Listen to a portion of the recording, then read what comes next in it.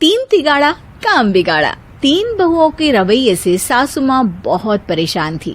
दरअसल बात ये थी कि तीनों बहुओं में किसी बात को लेकर अनबन हो गई थी।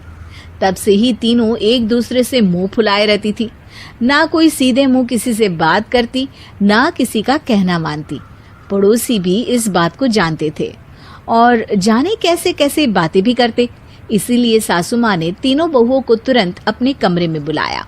मैं कई दिनों से देख रही हूँ, तुम तीनों अलग अलग सारे काम कर रही हो। ये सब नहीं चलेगा, तीनों को मिलकर ही काम करना पड़ेगा।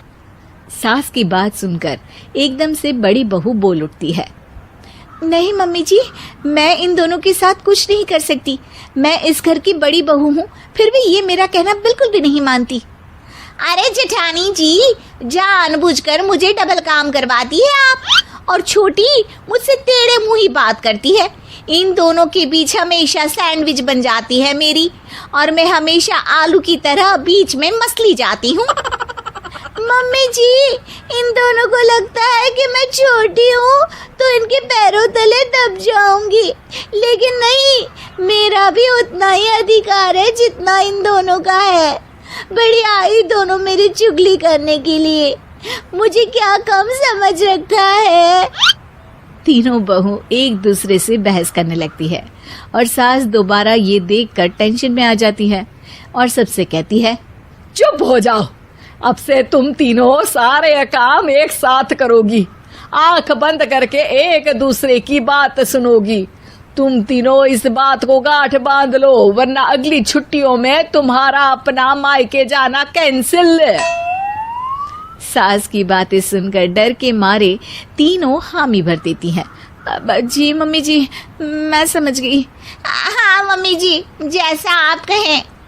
आप जो कहेंगी मैं वही करूंगी। तीनों बहू सास की बात को गांठ बांध लेती है और वादा करती है कि अब से सारे काम वो तीनों एक साथ मिलकर ही करेंगी। ये सब देखकर सास खुश हो जाती है और वहां से चली जाती है। नीचे जाकर वो देखती है कि घर में शर्मा जी आए हुए होते हैं। सास जोर से आवाज लगाकर कहती है, अरे बहू, जरा चाय बनाकर तो लाना, शर्मा जी आए हैं। सास की बात सुनकर तीनों बहू तुरंत किचन की ओर भागती है और चाय बनाना शुरू कर देती है। मुझे तो एकदम मसाले वाली कड़क चाय पसंद है, तो हम शर्मा जी के लिए मसाले वाली चाय ही बनाएंगे। अरे नहीं दीदी, गर्मी के मौसम में मसाला चाय कौन पीता है? मैं तो शर्मा जी के लिए इलायची वाली चाय ही बनाऊंगी। ये कैसी बात कर रही हैं आप दोनों? मेरी मम्मी ने सिखाया है कि मेहमान को ज्यादा दूध और शक्कर वाली चाय देनी चाहिए, वरना वो घर वालों को कंजूस समझते हैं। तो मैं तो शर्मा जी को ऐसी ही चाय दूंगी। तीनों बहुएं अपने अपने तरीके से चाय में शक्कर, मसाला, पत्ती सब डाल देती है। उबलने के बाद तीनों मिलकर चाय बाहर लेकर जाती है और शर्मा जी और सासू माँ को देती हैं। चाय पीने के बाद शर्मा जी सासू माँ को देखकर शर्मा जाते हैं और शर्मिंदा महसूस करते हैं कि आखिर उन्होंने चाय पीने के लिए हामी क्यों भरी। सासू माँ भी चाय पीना शुरू करती है और कहती हैं, अरे बहू, ये कैसी चाय बनाई है?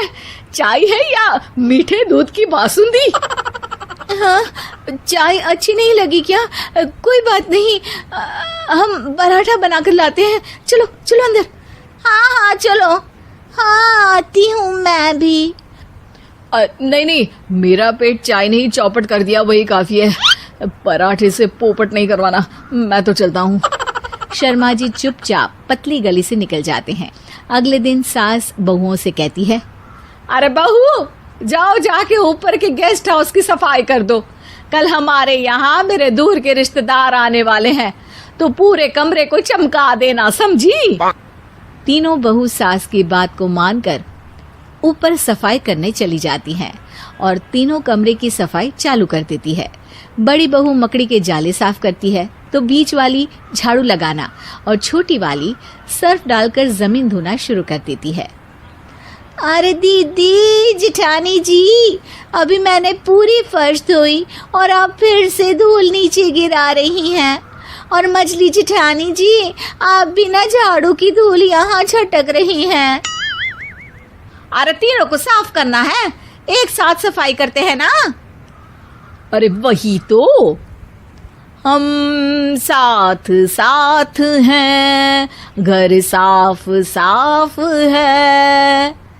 तीनों बहू ऐसे ही काम में उलझ जाती है और 2 घंटे तक एक ही कमरे की सफाई करती रहती है।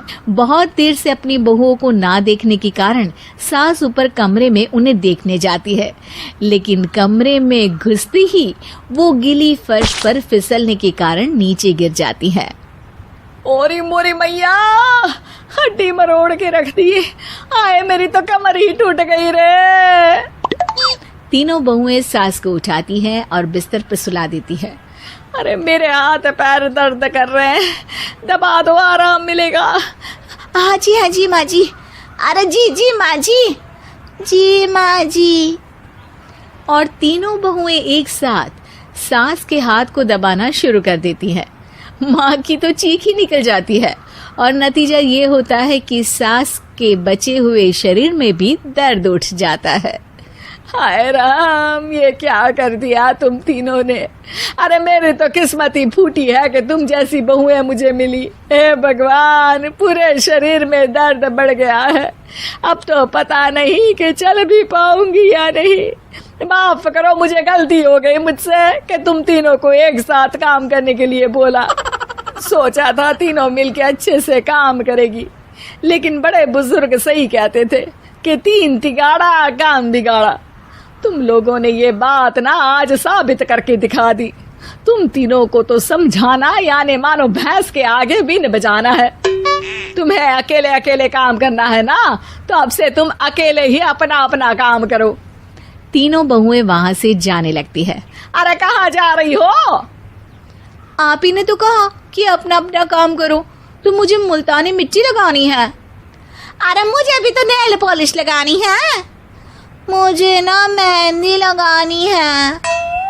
सास अपना सर पीट लेती है और कहती है, अरे मुझे भी लगाना है कुछ। क्या माँ जी? क्या माँ जी? क्या माँ जी? तुम्हारे घर वालों को फोन तुम्हारी हरकतें बताने के लिए।